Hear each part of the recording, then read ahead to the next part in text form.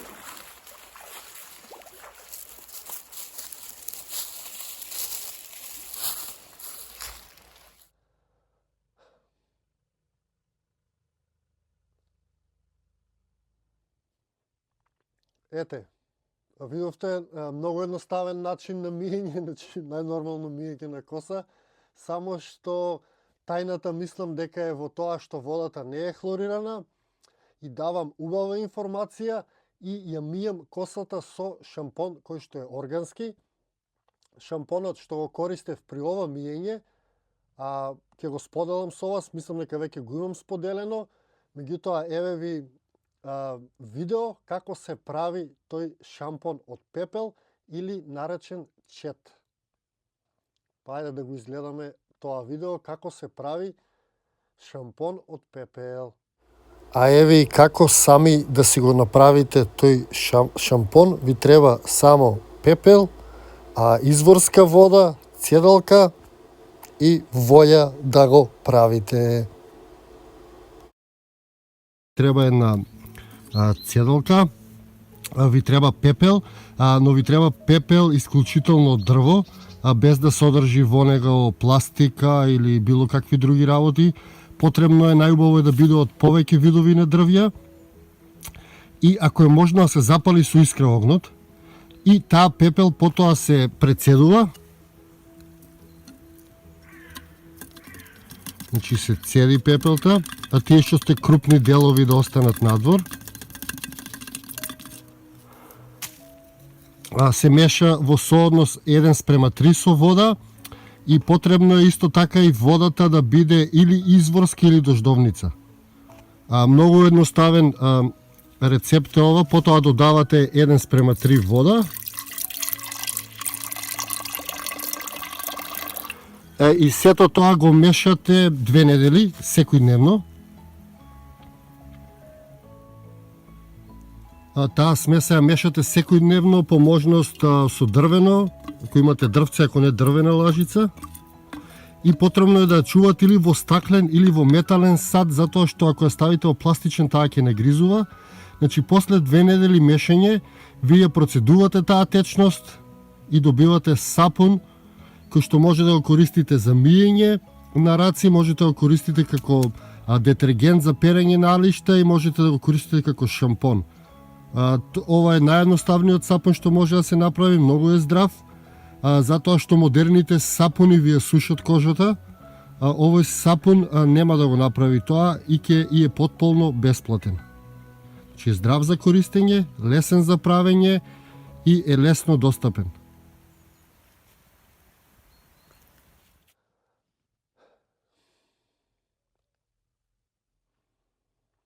Значи, ете, видовте, многу едноставно се прави тој шампон.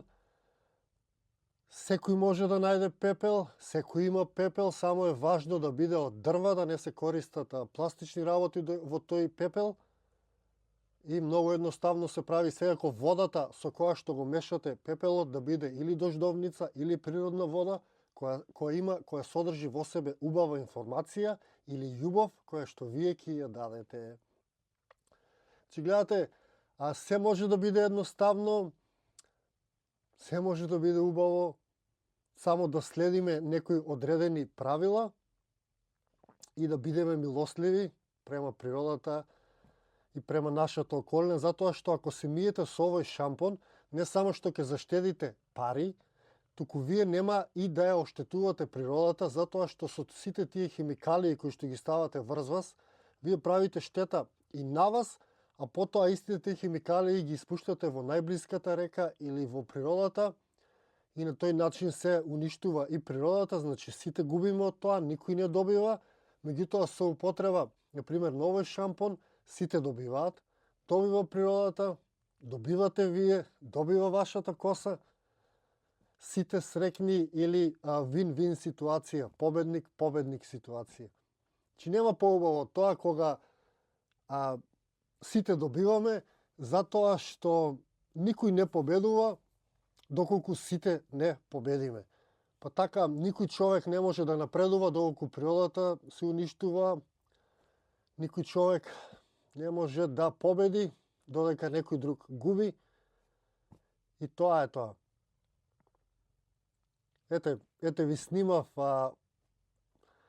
за мојата коса, доколку нешто друго ви интересира, па дајте предлози вие за видео што да снимам. па заедно да направиме нешто интересно. Па така дадете предлози за видеа, доколку сум во можност, доколку имам знаење, ќе снимам за тоа. Не е проблем, секако снимам, YouTube каналот е тука. Имам можности, имам време, имам воја, вие сте тука. Така да слободно пишете и ќе снимаме некои интересни видеа на ваши предлози. А ви благодарам што бевте со мене во уште едно моје видео. Ние се гледаме во некое мое наредно видео или низ нашата убава Македонија. До тогаш ви го посакувам секое добро и се гледаме.